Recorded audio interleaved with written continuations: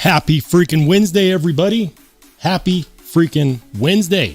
Hope everyone is having an absolutely phenomenal week so far. I know that I have. And when I say phenomenal, I don't necessarily mean work related. Work is work. But it's better now because I'm here and you're here. And it's been 2 weeks. It's been 2 weeks and we're back. This is Sparta! So, you know, the first thing I got to do is shout out the folks who are here to start the live with me. Huge shout out to my man Dion Page in the house. He says, too many knives, you say. I'll give you my address and help you relieve the stress by taking every blade that put you over the limit. That's what kind of friend I am. Rolly, old pal, old buddy, old friend.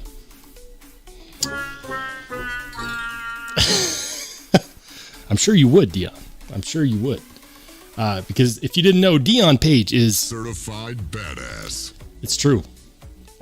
Shout out to Neil McKenzie, welcome in. And then we got Pretty Fly for a Knife Guy, welcome in.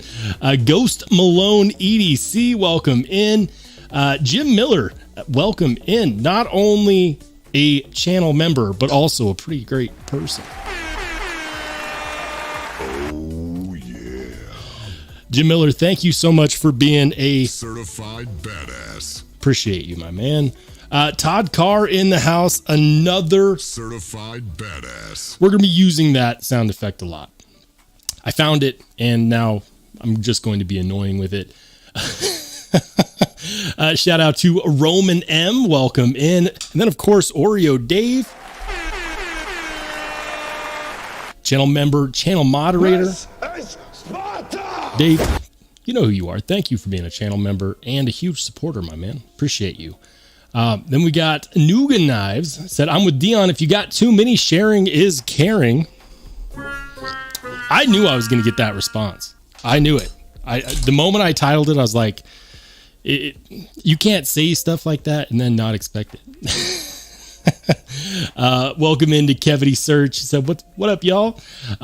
Welcome in to Sean Redden as well. Hi, guys. Welcome in. Jim said, I posted earlier in all caps that there's no such thing as too many knives, too little money, or not enough room to put them. Yes, and actually, the last one is 100% what got me going. See, I've got a display case that I can fit like 15 knives in, and then I've got, you can't see it, but next to my desk, I have a little... It's like an office set of drawers, right? You know, like the ones they put next to cubicles for people that hate their lives. File cabinet, that's what it is. And I repurposed it. I redid the flooring on those drawers for knives, and now all of that space is gone. I have a newborn in the house, and I'm counting 1, 2, 3, 4, 5, 6, 7, 8, 9, 10, 11, 12 knives on my desk. So, yeah. We're going to figure it out, though. We're going to figure it out together. So if you want to know what inspired that, it was the fact that, oh yeah, make that. I stopped counting knives. There's more. There is more. Most of my collection isn't super expensive stuff, though. I've got a lot of review knives that are on the less expensive side, which is great. I get self-conscious because I like to, if I'm going to keep it, I want to carry it, right? Otherwise, I should sell it or give it away, because if it's just going to sit and collect dust, I don't want it. I typically don't buy stuff that I won't carry, and I don't keep stuff that I won't carry. So we're getting to that point where I've just got so much where I'm like, when am I really going to carry this? So we're probably going to end up doing a giveaway. Maybe not tonight, but keep your eyes peeled, because next week I'll be set up to do a giveaway, and we'll do a giveaway not for any landmarks, just basically to say thank you, and because I know that you guys are real friends that would help me regain some of that lost space. Thank you for that.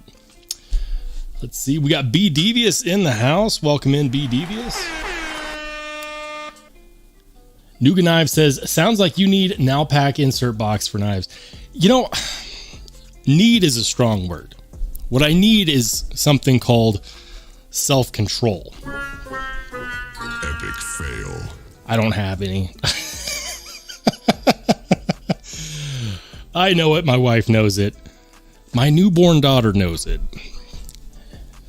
Dad has a problem. And that problem is that I like them so much. What did you carry today? You know, it's been 2 weeks. I'm curious. Better question, not what did you carry today? What is your most carried knife in the last 2 weeks? For me, it's been this guy.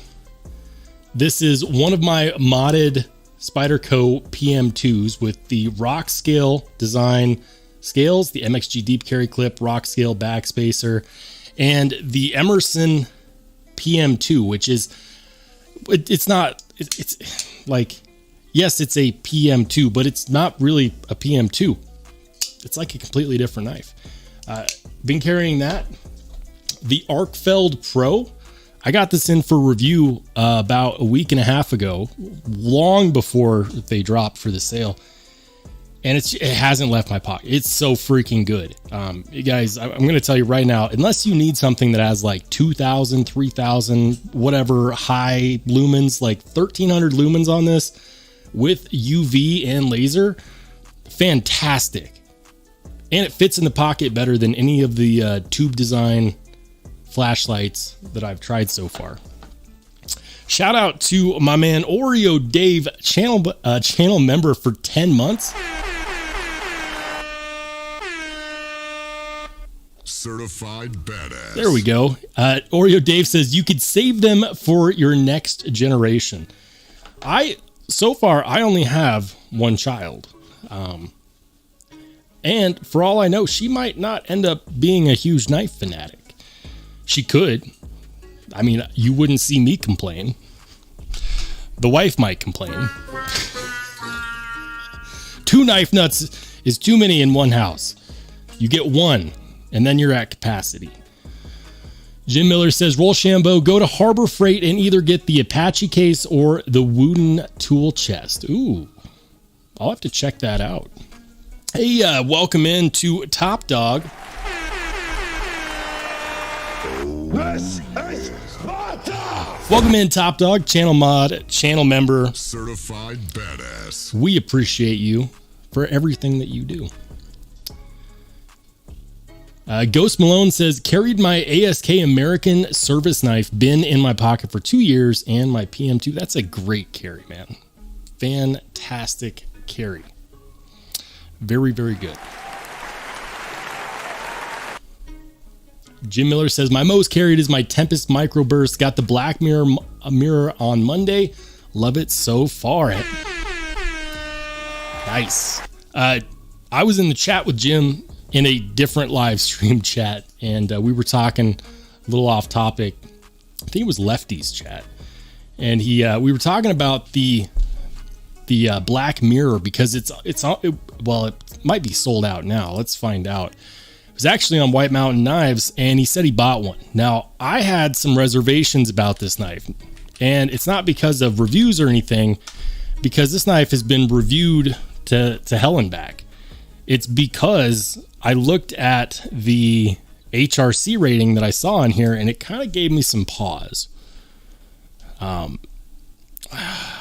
They took it down. Where was it? I saw an HRC rating for the black mirror that really kind of, I think they said it was 59. Yeah, here we go. Okay, so this is S90V. Now, I love S90V. You should know this. If you watch my Steel Snob series, you know this. S90V is the true golden boy. You know, M390 is fine, 20CV is fine. But when people buy M390 or 20CV, what they think they're buying is S90V. They're like, I want amazing edge retention. And then they buy 20CV, but when they should have bought S90V.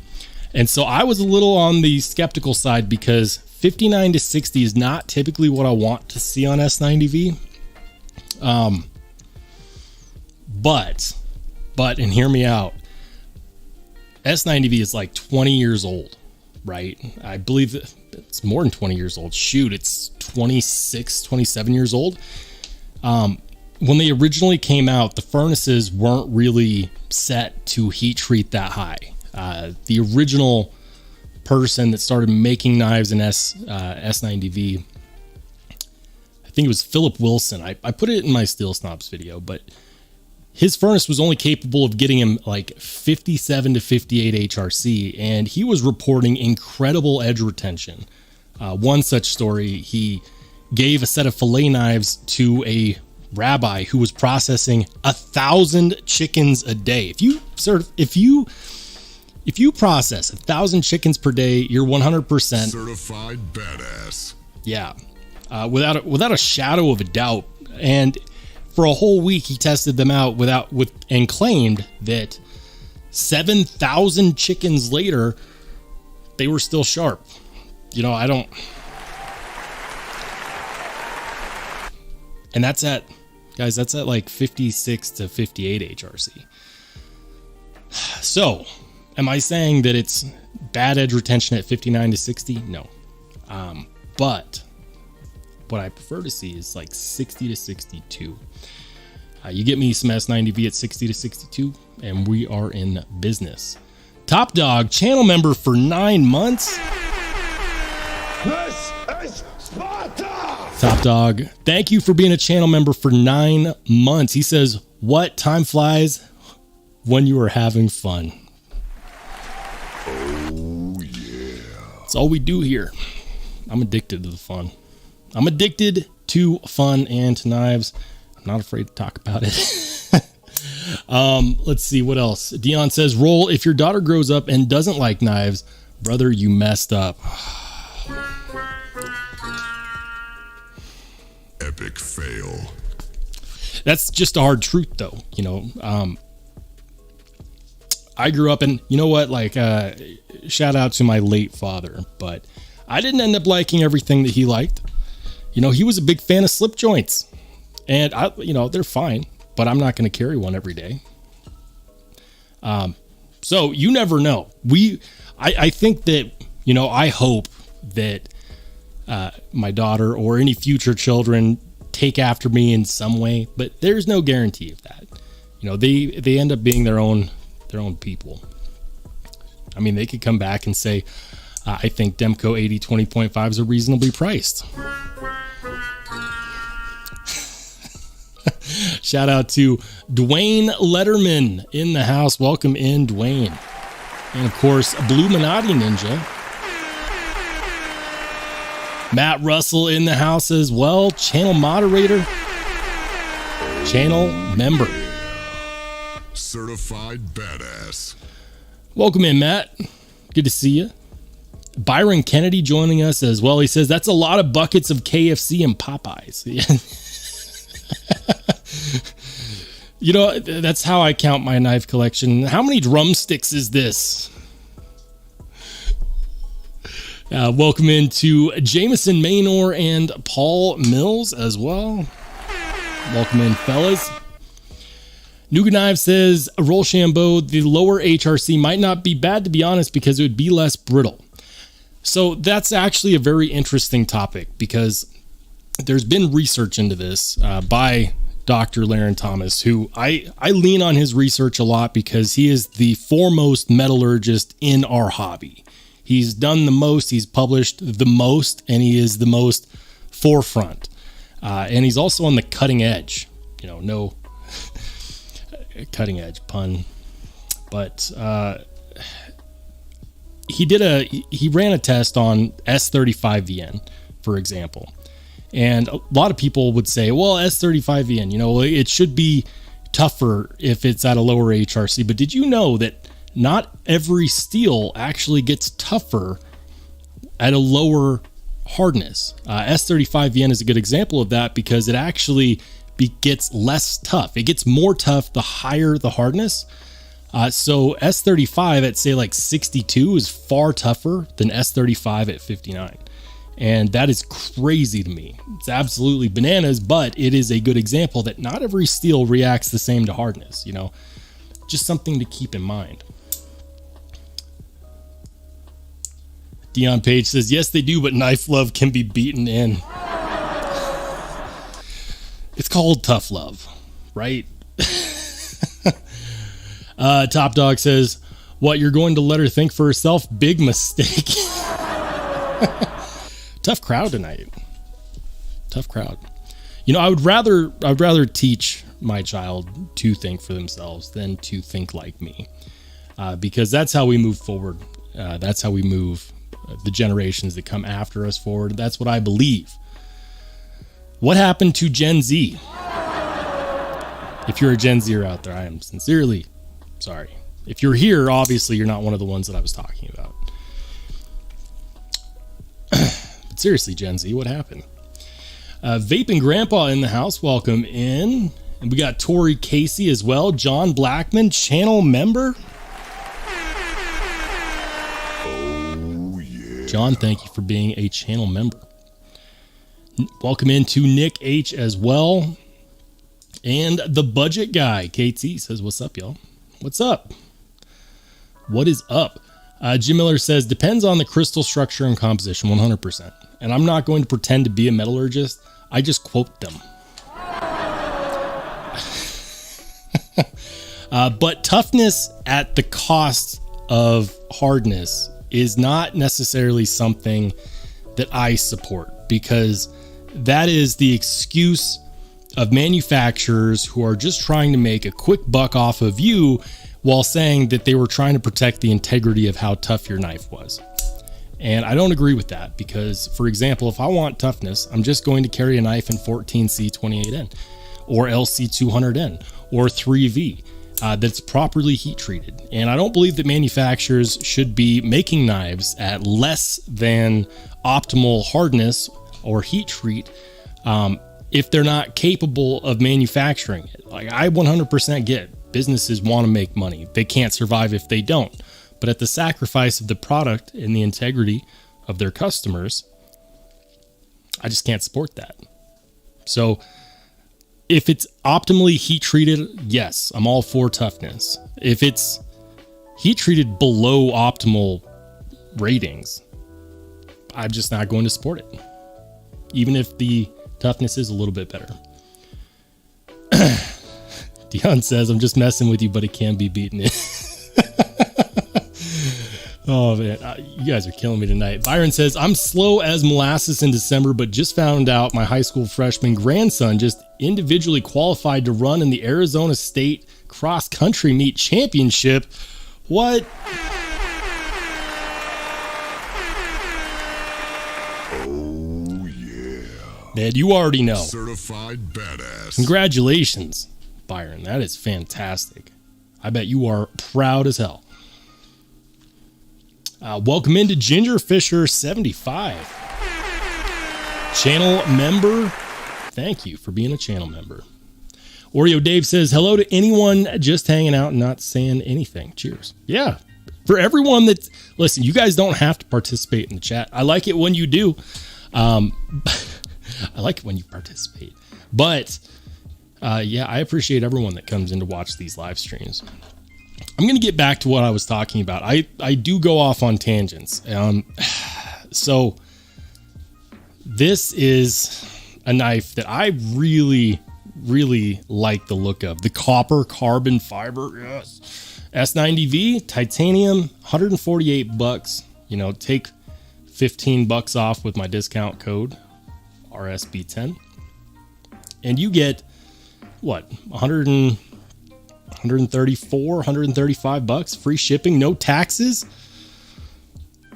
It's tempting, but I can't because I recently bought a knife. Some S90V for you. Yeah. I'm excited for the episode on this one. This is the Devo Nip, but like with most things, you don't want it to be uneven. So I'm going to be showing off two nips. What's better than one nip? Two nips. That's a fact. So I have recently satisfied my S90V craze for now. But this is very tempting. And it's not just this one. You know, the copper carbon fiber looks fantastic. They also have, where is it?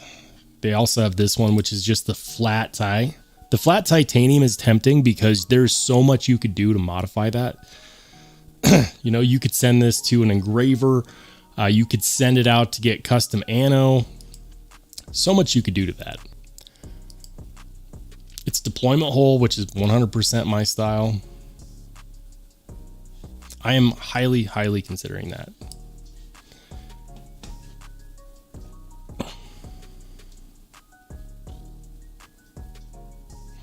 Nuga Knife says, Rollshambo, true, but the one that comes to mind with toughness may help a bit is Maximate. Seen so many snapped Spyderco Maximate blades. Oh man, it's true. Listen, it is 100% true. Maximate, I cringe when people talk about buying a Maximate Spyderco and then hard using it, because if you're going to, like, I approve of hard using your Spydercos. Do it 100%. Don't do it on a Maximate blade. If you go to Reddit, which I don't recommend doing, but you can, and you search for, or even if you just go to Google, like, watch what happens if I type in broken Maximate Spyderco. You get blade forums. My Manix 2 Maximate just snapped. I actually saw one of that happen in real life. Broken tip on Maximate Paraga 3. That's Spyderco forums here. This one is famous. This on Reddit right here. I don't condone this, but we're gonna do it. Look at this. And the people on Reddit are not kind, by the way. They will rib you. But look at that. Look at that. That is awful.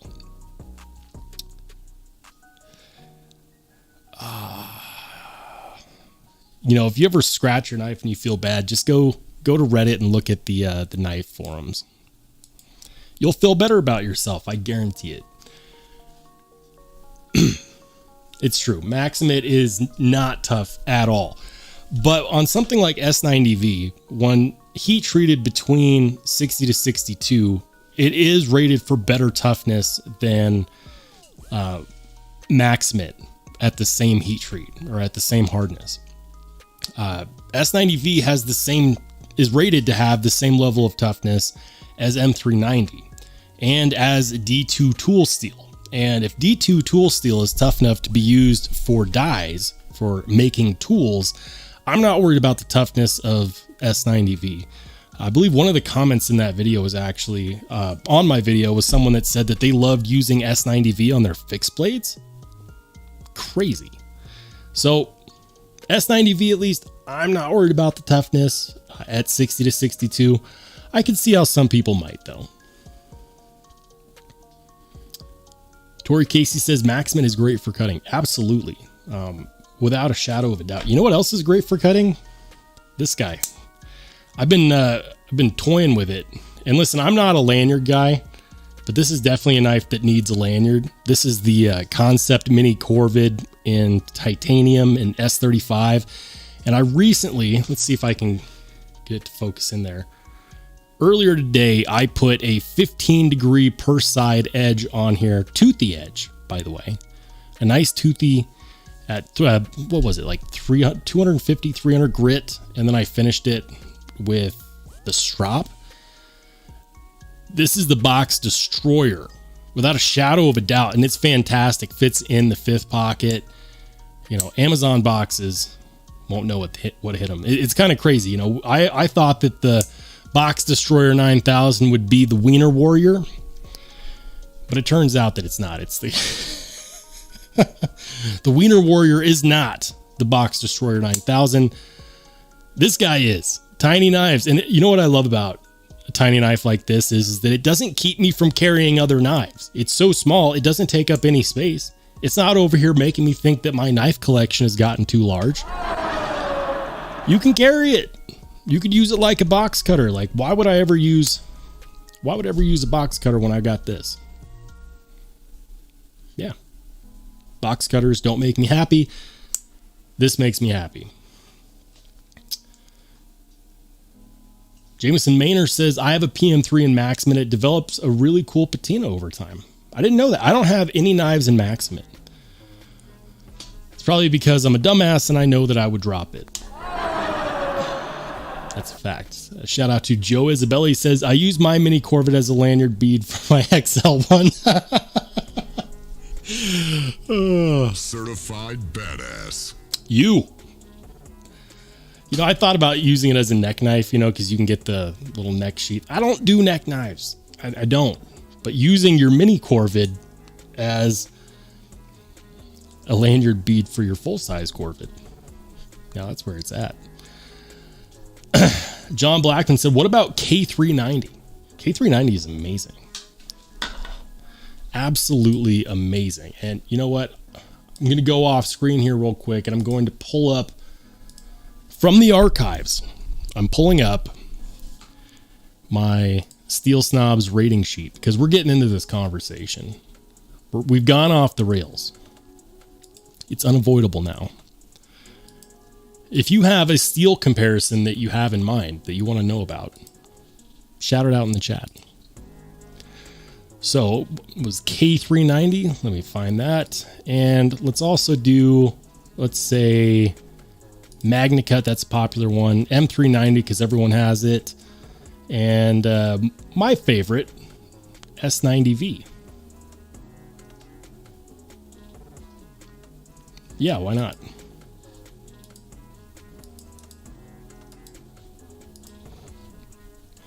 All right, so give me a second. I am pulling it up. Got to pull up S90V. Where are you? There you are. All righty. So here we are. The ratings. So K390 has a toughness rating of 5.5, which is decent. It has an edge retention rating of 7.5, which is really good, and a corrosion resistance of 4. That is 100% K390's Achilles heel. And most steels, most super steels even, have an Achilles heel. For K390, it's corrosion resistance. So K390 is going to be fantastic for people that live in dry climates. For example, I live in Colorado, super freaking dry here. I don't have any issue with D2. I don't have any issue with M4. My knives are not going to rust. I don't even have to oil them.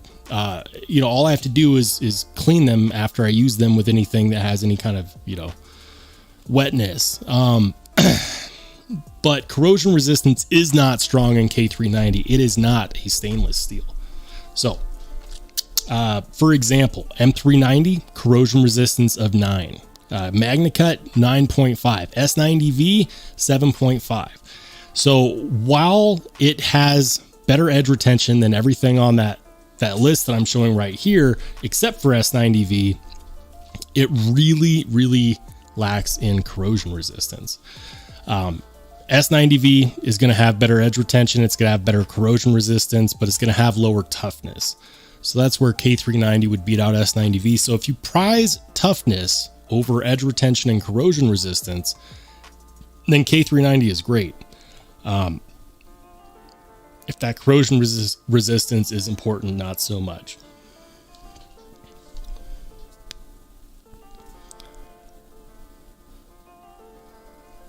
All right, I'm checking out the chat, trying to make sure I don't miss anything.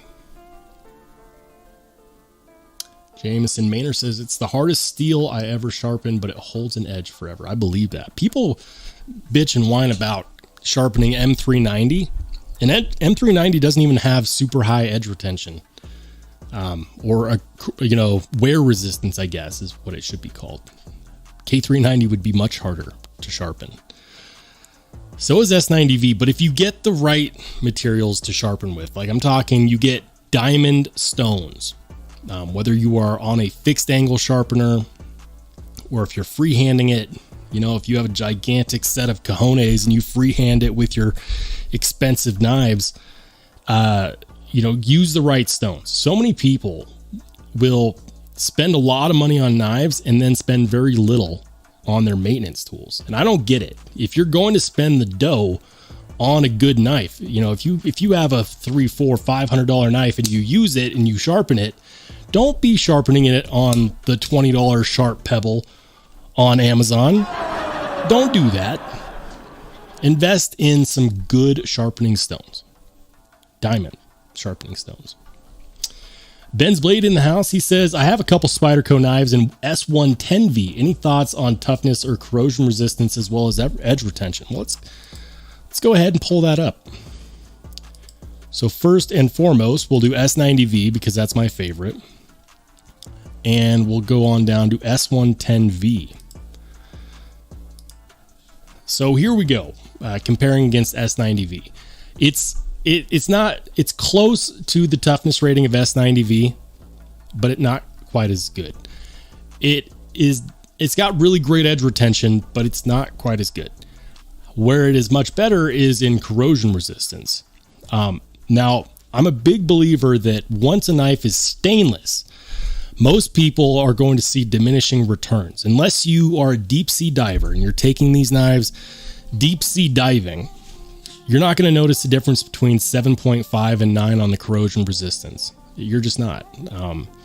And so corrosion resistance, once you hit that stainless level and the knife is considered stainless, I don't necessarily think it needs to be the most amazing stainless unless you are someone that is taking it into saltwater situations all the time.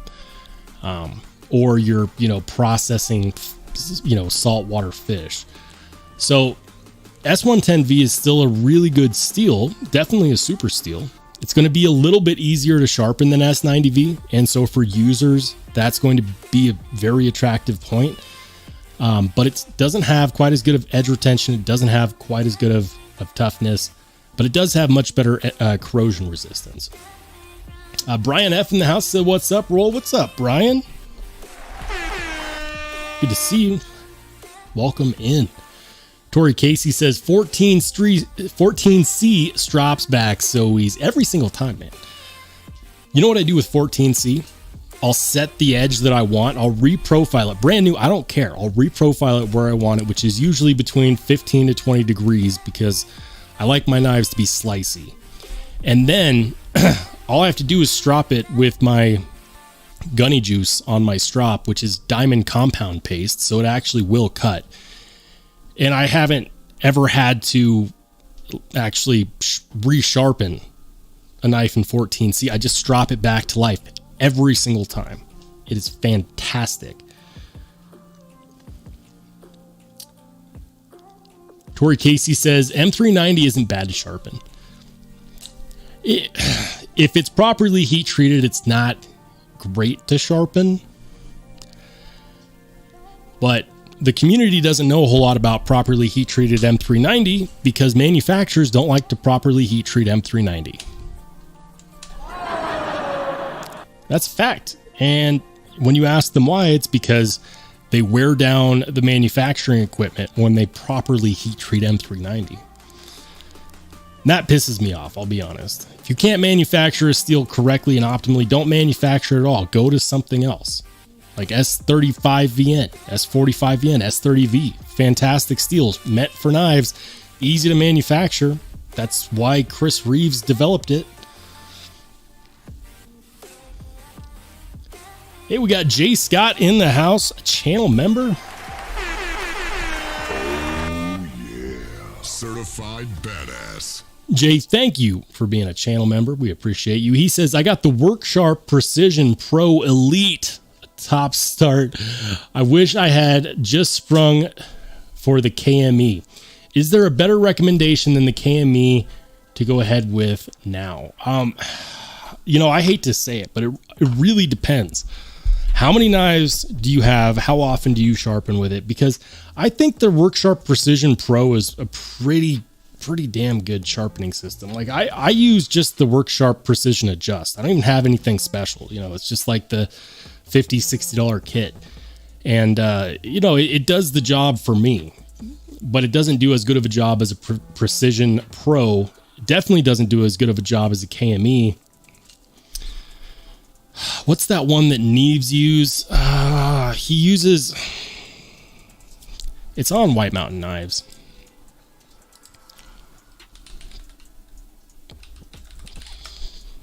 Sharpening. Here it is. The TS Prof.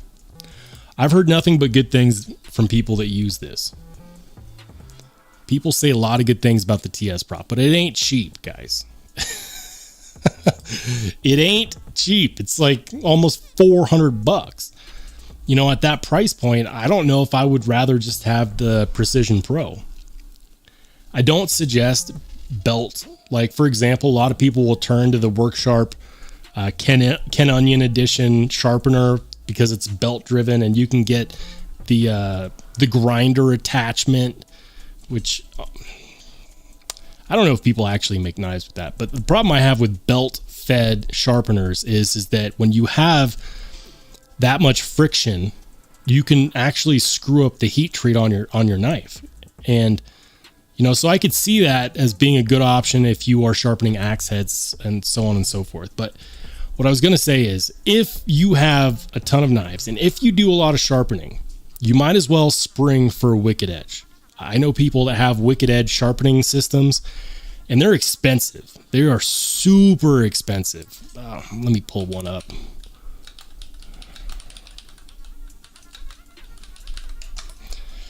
Just to Amazon, why not? Nope. Well, here it is. Yeah, $900. $900. Now, am I going to spend the dough on a Wicked Edge knife sharpener? $900? Nah, not even close. But if you are going into commercial sharpening, if you need the perfect hair whittling edge, if you want the best of the best, and you can afford the dough, well, my friend, keep the change, you filthy animal. buy one of these. Once you see one of these Wicked Edge sharpening systems in action, they're incredible. They are so precise, so incredibly precise. You never have to move the knife when you go to sharpen it. You never have to adjust it. You know, this is like the Ferrari of knife sharpening systems, without a shadow of a doubt. Look at that. You've got two unilaterally sharpening arms. You can switch the grit on either side. The knife stays in the same spot. You have storage for the different stones. You can get a true grit progression. The angle of the knife is determined down here on the, like, look, that's the end game for me. For knife sharpening. You know, if I ever make it one day, financially speaking, I'll have one. Today is not that day. I don't have a shop to put that in, and I wouldn't put that on my desk. But that is what I want. That's the Ferrari of knife sharpeners. All right. Kind of got away from things. Let's see.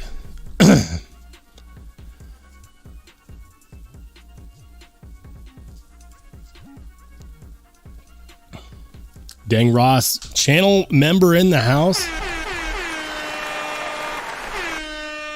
Certified badass. Thank you for being a channel member, Dang Ross. He says, how much do you spend on knives? Is a $400 sharpener really that bad?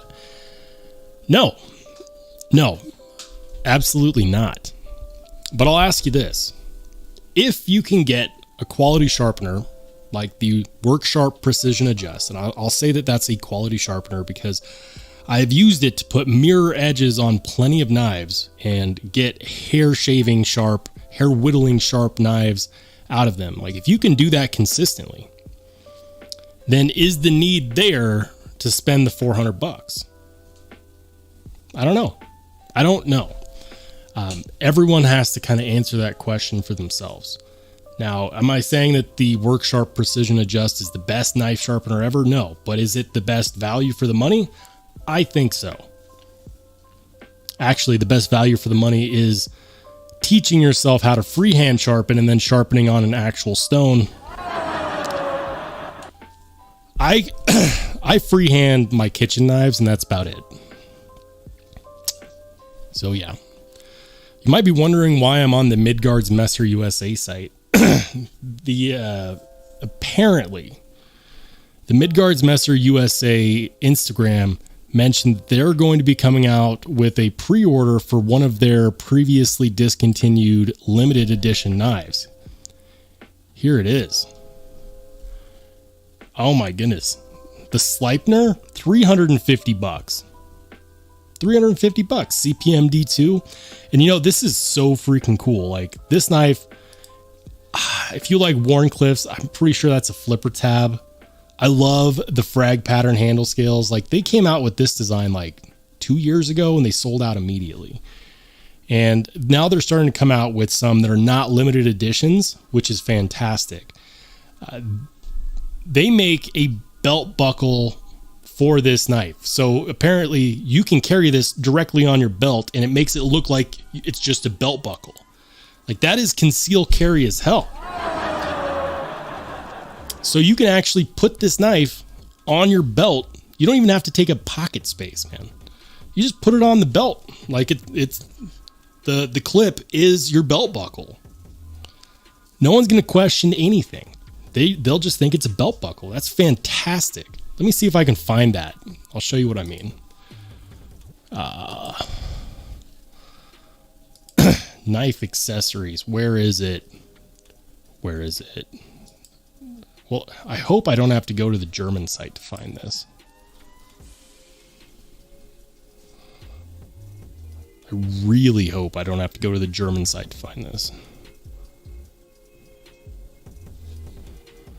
All right.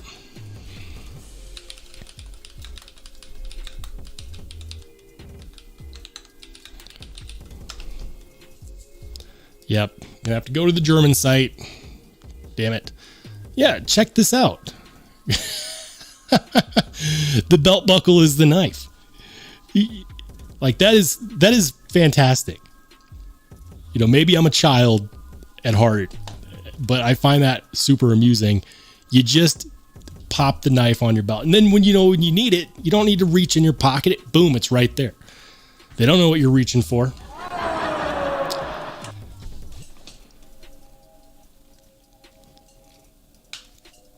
Bird Dog says, I just hit your likes. You should notice a difference. Thank you. Guys, thank you, thank you, thank you.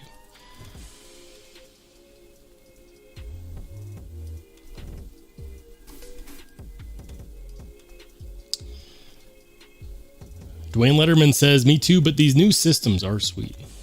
They are. Tori Casey says, honestly, a mirror edge is a waste of time for a knife you're going to use. Looks awesome on a bougie knife. I don't know if I agree with that. And it really depends on a couple things. So for one, you don't want to put a mirror edge on just any knife steel. Okay. Some knife steels do not do a mirror edge well. A mirror edge is going to be really good for slicing. For example, S90V is a steel that 100% would take a very fine hair whittling edge on a mirror polish.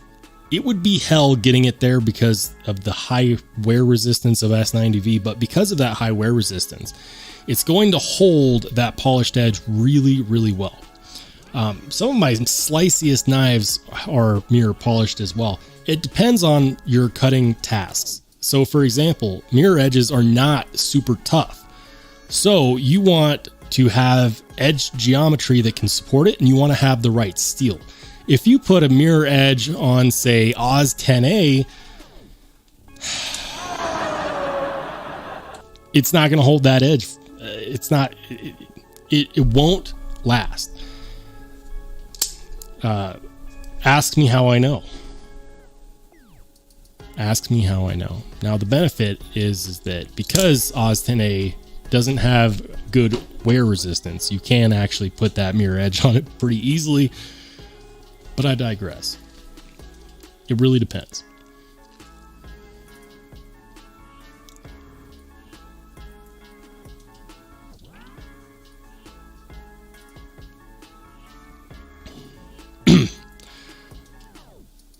Byron Kennedy says, I thought that issue was settled after Worksharp Precision Pro Adjust came out for $250. Other than manually with diamond stones, that system is the best overall performance value. 100%. What you get in that system for the cost is fantastic. That system is going to go toe-to-toe with your KME. It's going to go toe-to-toe with the TS Prof, no doubt.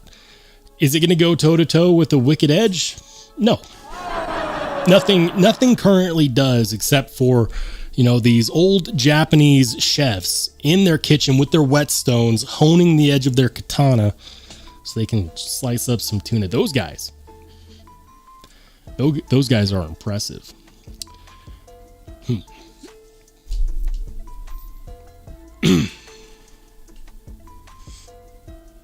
Bird Dog says only toothed edge. You know, I love a good toothy edge. I put one on this knife, and this is so good with the toothy edge. 350 grit diamond stone straight to my strop, which is loaded with diamond stropping compound from Gunny Juice. Highly recommend it. You know, ridiculously sharp, very bitey, and you don't have to worry about the edge. The funny thing is that after I stropped it with the Gunny Juice, it actually started to take a little bit of polish on the edge anyways, which was unintentional. Still cuts really well. Dusty Flu says, what edge for K390? Dusty, I would say that 100% depends on the edge geometry. If we're talking super slicey, very thin behind the edge, I would actually do a toothy edge. Excuse me, not a toothy edge. I would do a mirror polished edge. If we're talking about an edge that is a bit more obtuse, then I would do a toothy edge, because on a more obtuse edge, the geometry is going to lend better to an edge that has more bite and less slice, because more obtuse edges don't slice as well anyways. And so you want that extra bite. So 100% depends on the edge geometry. K390, due to its high wear resistance, will take a really good mirror polished edge. Jared Neves actually did a video on this where he was talking about this exact topic. And he was talking about what steels take mirror polished edges the best. Sorry, losing my voice. That's what happens when I talk a lot. Tori Casey says, my sharpest factory edge is my TRM. Dude, my TRM Shadow is scary sharp. There is no need to sharpen it like from the factory. Three Rivers knows what they're doing. 100%. Dusty Flu says, Spyderco Police. Yeah, I would say you could put a mirror polished edge on that. I put a mirror polished edge on my Manix 2 in S30V. And this is what I use when I have too many boxes and I have to cut down like 10 or 12 boxes in a go. And it just blows through them. Ridiculously sharp. Haven't had to sharpen this in about a year. And it gets pulled out every time I get a pile of boxes that need to be broken down. But the edge geometry is going to be somewhat similar to the Police. I would say that you could get away with it. You could do either or on there. It's really going to depend. Would I put a mirror polished edge on a Spyderco Police? I don't know if I would go through that. On K390, with that high of wear resistance, that would be really painful. Like, to get a true mirror polish, it's not easy on high wear resistance steels. So the higher the wear resistance, the harder that is to achieve, because you're just spending hours erasing that scratch pattern. And you have to ask yourself the question, for what? Is part of it aesthetics? Am I trying to get the finest hair whittling of edges? Because a true mirror polished edge done right will whittle hairs. It'll split hairs in half long ways. Do you need that? No, nobody needs it, but we do it because it's cool. Jay Scott says, my sharpest was actually my crew card at PM2, even sharper than my Neutron 2 or my Shadow. They were scary. Dang. I don't know. I think my TRM Shadow is probably the best factory edge that I've experienced recently.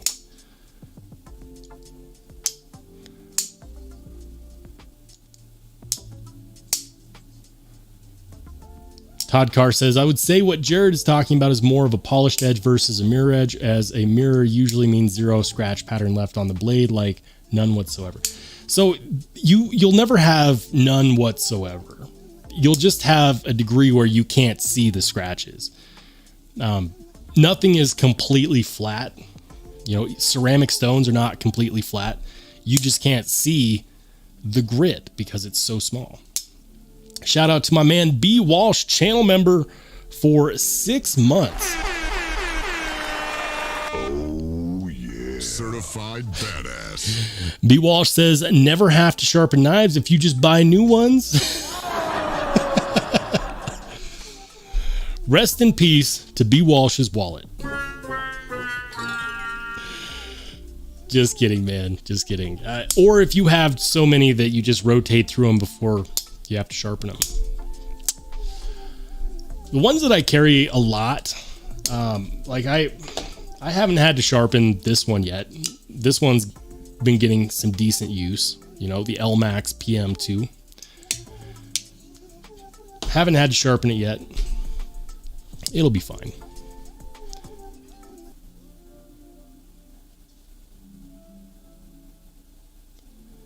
All right. Tori Casey says, Jim, I jumped on, was eyeballing it for a long time. Blah, blah, blah. Here I go, jumping in the middle of conversations. Don't mind me. Urban Woodsman 87 says, the polished stone wash is pretty sick. Makes blade sparkle just a bit and still hides the scratches. I like a good polished stone wash.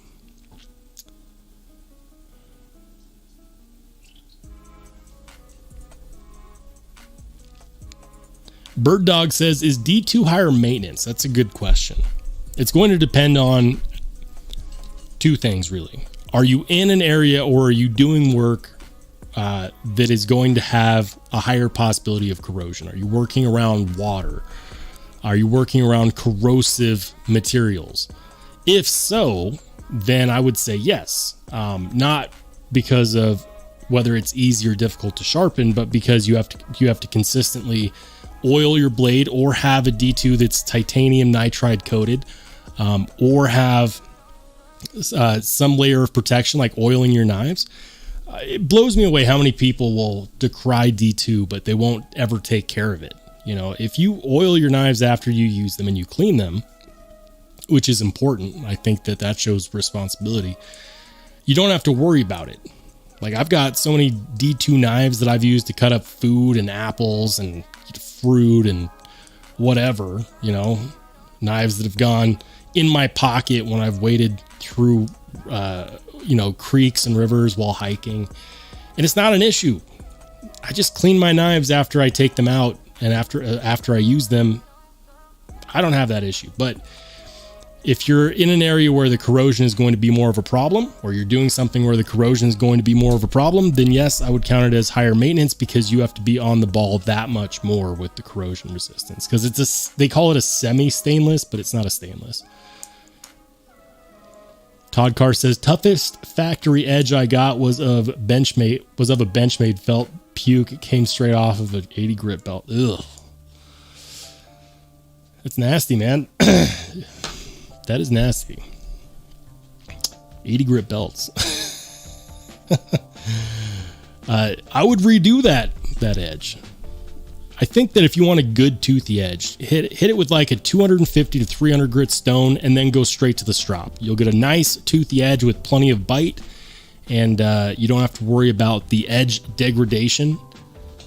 It'll hold up to a lot. Bird Dog says, cut some boxes today and was hanging up, but recently sharpened. Yeah. Cardboard is hell on knives. And if you want to know why, if people ever wonder why cardboard cut tests are so good for testing edge retention on knives, it's because a lot of cardboard is made with some amount of clay, and it will wreak havoc on your edge if you cut enough with it. So cardboard tests are actually a really good test for knives and for their wear resistance. And you'll notice that if you slice up enough boxes, you'll get scratches on your blade. That's because of the abrasives found in cardboard. So yeah, cardboard is a great way to test that. And if that's what you're using a knife for, that is actually a pretty heavy use. I would definitely oil it. I wouldn't worry so much about corrosion based off cutting up boxes, but just my opinion.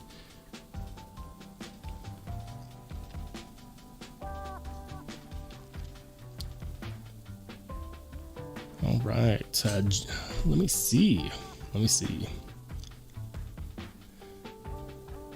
The budget guy says cardboard contains ceramic, basically, you know, the stuff you use to sharpen your knives.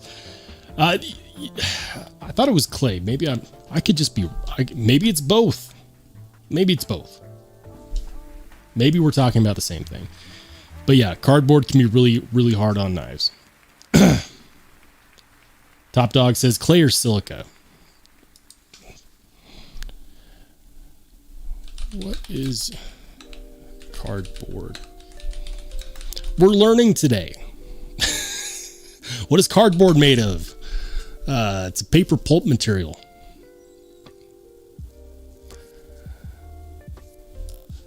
What about this? Is there clay in cardboard? Apparently you can make clay out of cardboard. That's crazy. The things you look up. Is there ceramic in cardboard? This is how the rabbit hole starts.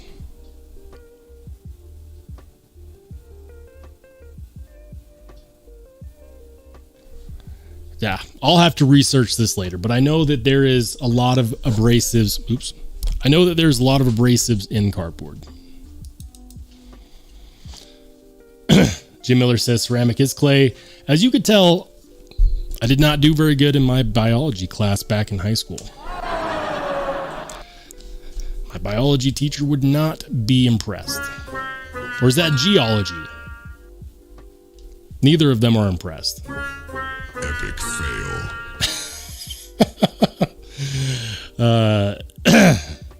Oreo Dave says, stick a silica packet in your storage and that will help corrosion between uses. Absolutely.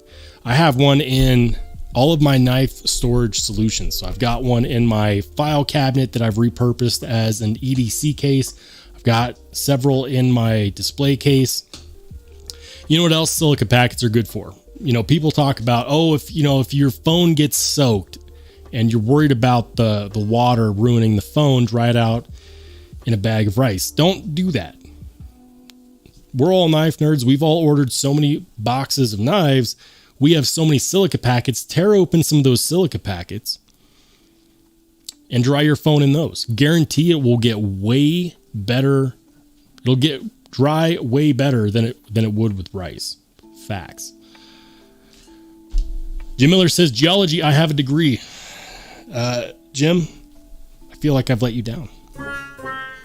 Epic fail. It's okay. I will let you educate me because I'm not educated in geology. Joseph Jones says, yeah, definitely. I'm from Connecticut, so it doesn't matter much to me on steel types. I'm assuming we're talking about corrosion resistance.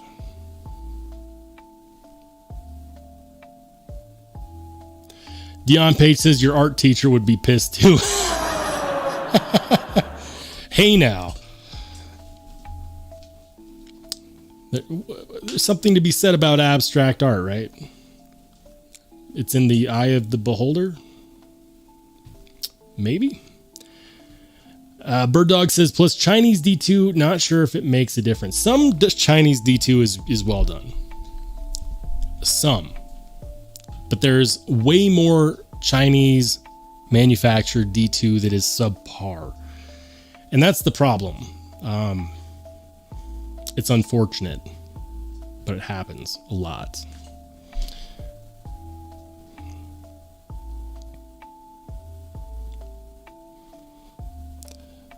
Jim says double biology minor. Epic fail. I've disappointed you on several levels today, Jim. I'll educate myself. I will go to Google University and I will better myself.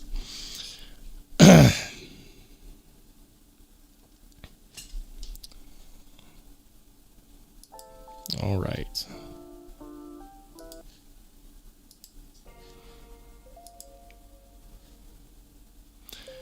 Nick Kazarian says, you do great reviews, brother. I really appreciate your channel. Thank you.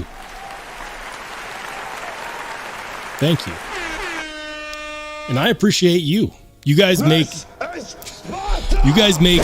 this channel worth it, and I mean that from the bottom of my heart.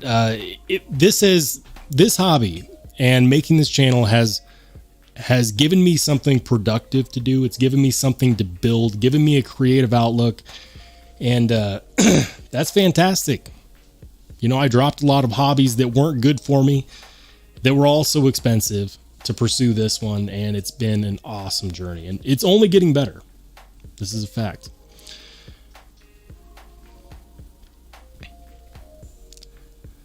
Jim says, not using any of it. I'm a surveyor. It's okay. Communications majors from college also aren't using any of it. We all know who were the communication majors in college. It wasn't me. I was a general major, but Happy Haptics EDC says, I use a dehydrator on the lowest temp setting. It fixes water damaged electronics in a fraction of the time over rice or silk packets. Hey.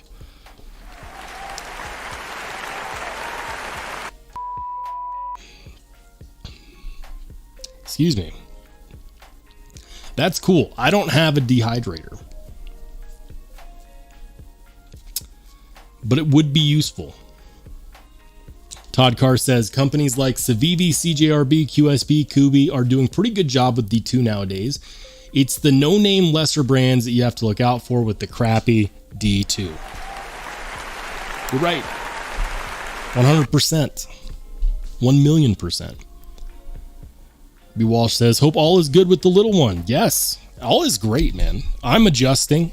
I'm adapting because things change every single day. Those of you who have been parents already know that you already know what I'm finding out. And that is that the moment you think you have things figured out, they will switch and flip. And all of a sudden you have to learn something new. You have to adapt to something new. And it happens so fast. It happens so fast, but it's a lot of fun so far. I'm enjoying it. I'm having a lot of fun. She's doing well. I'm doing well. You know, wife is doing well, and that's probably the most important part. Wife is doing well.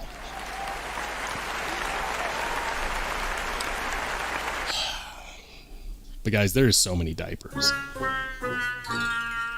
Wake up at 2 a.m. to go use the bathroom. Find out that my daughter already has. Epic fail. Apparently we're on the same schedule. Diapers. Yeah.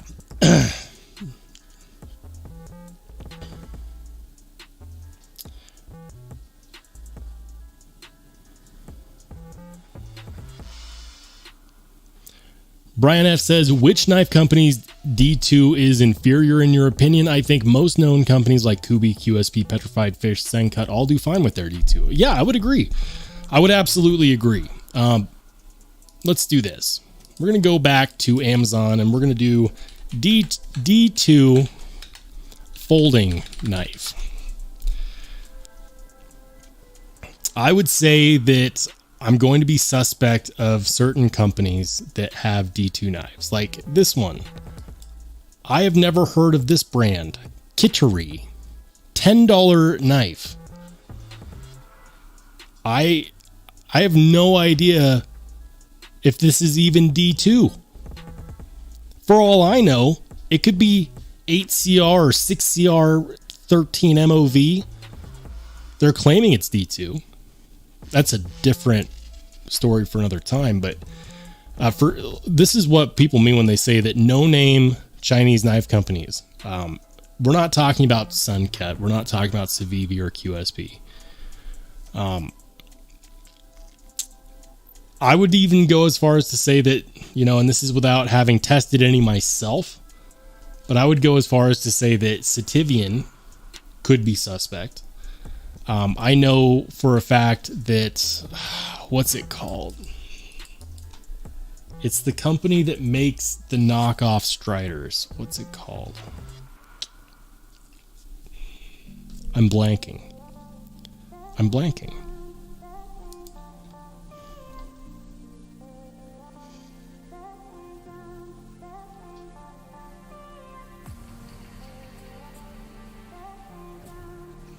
Where is it? I asked for D2. Here it is. Grow. Grow is suspect. Not just because they make knockoff knife designs. Whether or not you like Strider or Medford or whatever, that is theft of intellectual property at the highest level. I do not support it. Highly suspect. Jim Miller says Lothar supposedly has killer D2. I don't know.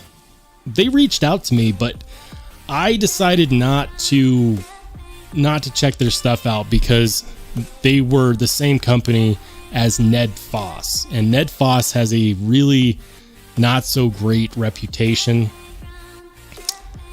Yeah. Kanku, any knife company, I'll put it to you like this. Any Chinese knife company that makes knockoff knives, I don't trust with the steel, because even if the steel is hard and it will cut, I don't trust that it's the steel that they say it is. I can't. That's why channels like Love Them Knives does PMI tests, even to see if the steel that's reported is actually the steel that's reported. Grow ran into that issue where Love Them Knives publicly tested their steel and they claimed it was D2, but actually it was like 7CR 16 MOV or some crap like that. And I'm just going to put it out there. You can't trust them after that. You know, if you buy their knives and you like the knives, cool.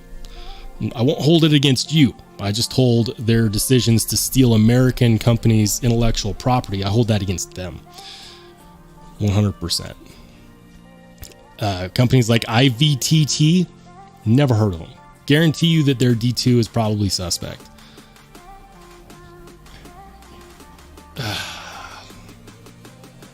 Some of these knives are so cringy. Some of them are the brands that we know and love. Some of them are really cringy.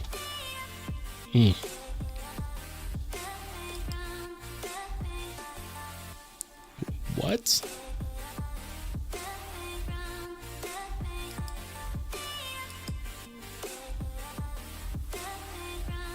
Interesting.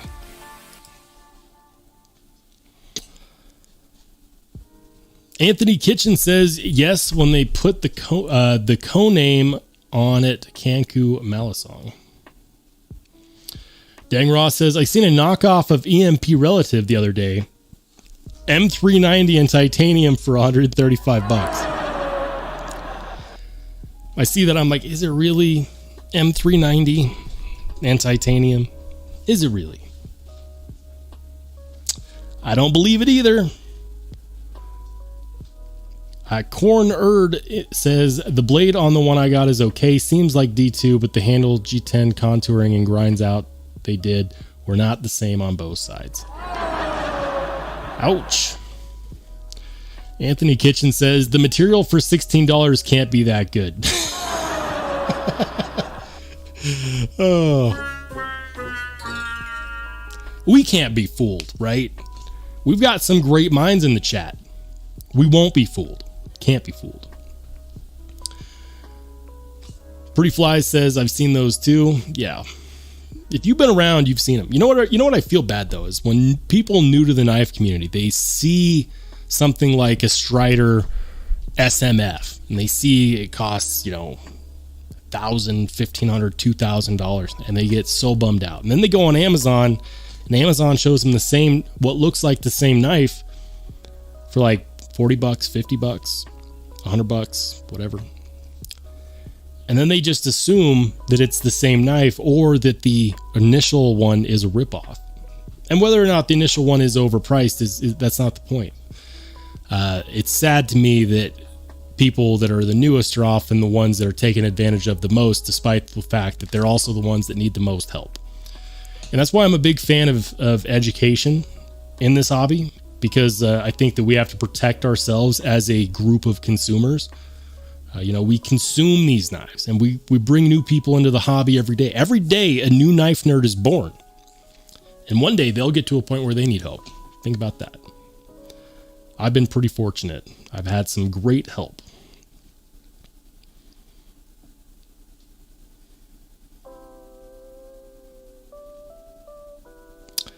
So now is a good time to mention, I don't know if you guys follow my buddy Jason, aka Knife Dope. He and I both bought the Blade Ops exclusive Spyderco PM2, this one right here. And we said, hey, you know what? Let's both modify it. We'll modify our own. And then we'll see whose modification is better. Which one is the people's champ?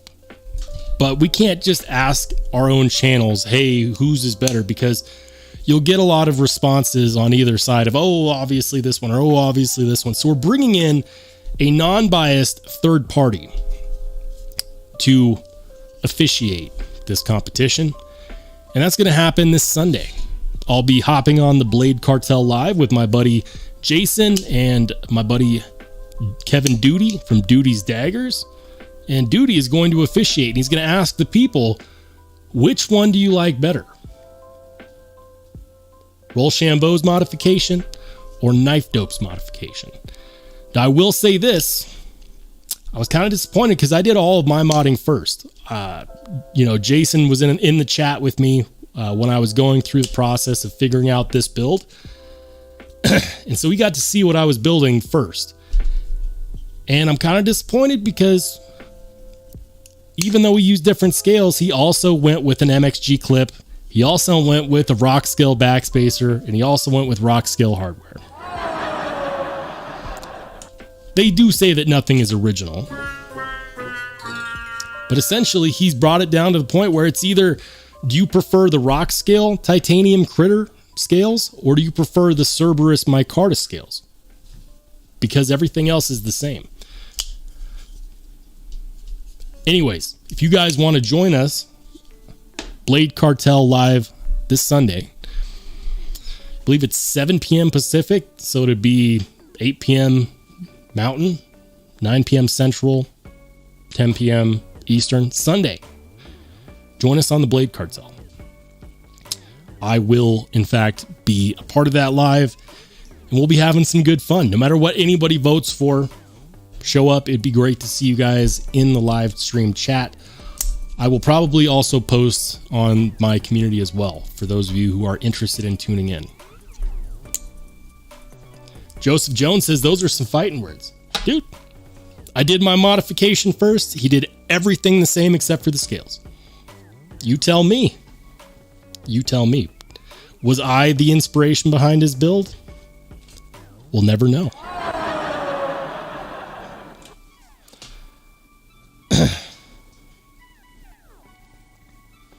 Joseph Jones says, loser has to give up their knife. Epic fail. No. I refuse. I love this knife so much. I don't care if anybody votes for it. This knife makes me happy. With the purple backspacer and titanium hardware and the MXG clip, it makes me 100% happy. So freaking good. I will not be giving it up. I almost made him compete it against this one, which is the other one that I modified at the same time with the Sharp Dress Knives carbon fiber scales. It also has a rock scale backspacer and MXG clip. This one is fantastic. I modified 2 PM2s at the same time, and the problem is that I like them both so much, but I feel weird carrying 2 PM2s at the same time. So I have to pick every day. I get up and I have to pick. Am I going to rock my Blood Money PM2 that has the Blood Money CME and the MXG clip and the Crewwear DLC coated blade with these really sweet dark matter red carbon fiber scales, or do I go with my full rock scale build? Like it's tough because I love them both so much for vastly different reasons. It's difficult. First world problems at their finest.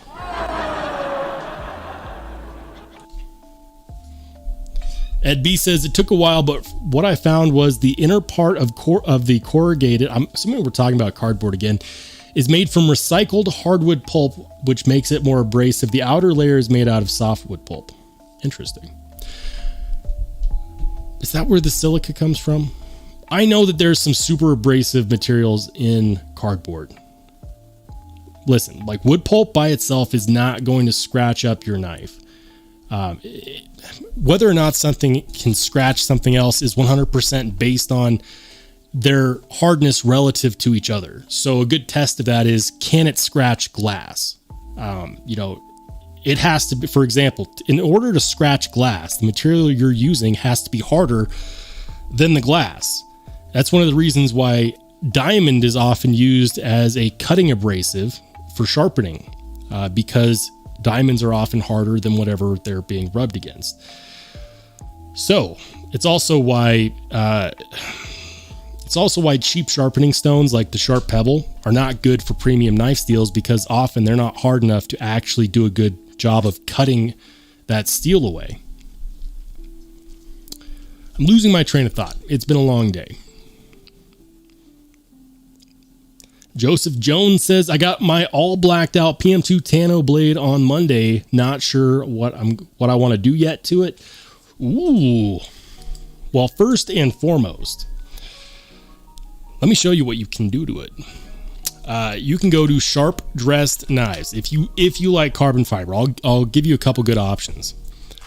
If you like carbon fiber, where is it? The PM2. There it is. My camera's kind of in the way, so I'm trying to look at my computer screen here. You can do Natural Jade G10, micarta. You can do the scales that I have on this guy, which is the dark matter red. You can get different fat carbons like the Arctic Storm. That looks really good. And the best part about Sharp Dressed Knives is that he makes these, he machine cuts the scales, right, from whatever material, and then he hand finishes them. The level of fit and finish on this carbon fiber is some of the best that I've ever experienced on any knife that has carbon fiber, period. And the fact that he did it by hand right here in the United States, that's where it's at. Highly suggest go ahead and check him out. Or you could go and check out the Cerberus knives. If you like micarta, they're also American made. And those scales just look great. Those look like heavy duty user micarta scales. 100% American made. If you're a big micarta guy, those are a great option.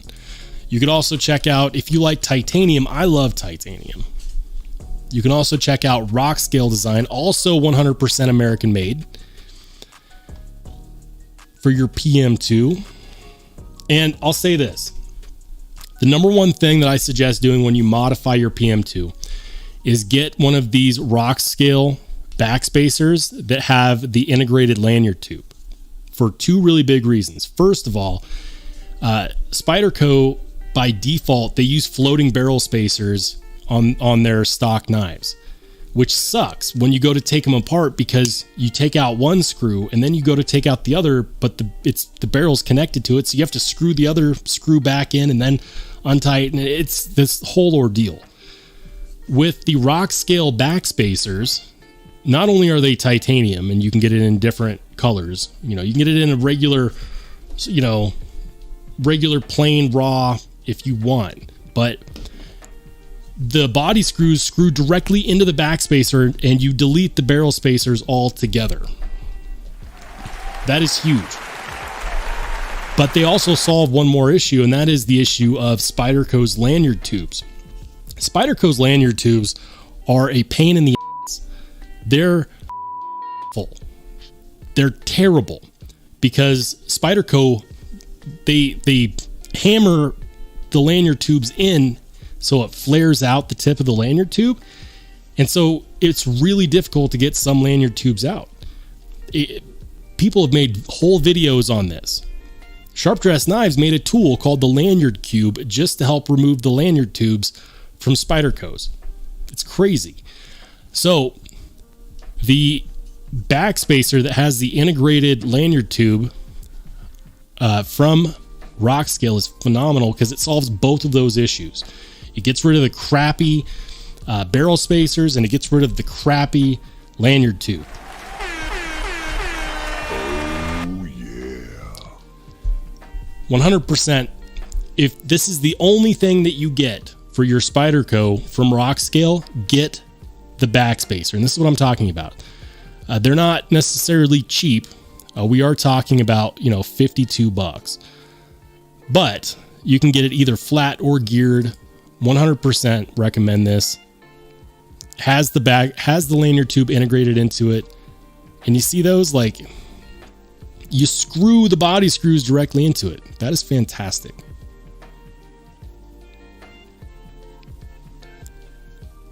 Absolutely fantastic.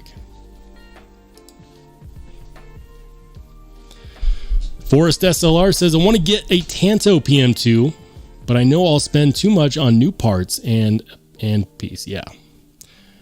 Welcome in, Josh Worth. He says, would like USA made, but I like the Flytanium crossfire scales. I use Metin Boss and Rockscale backspacers on different knives and lynch clips. Nice.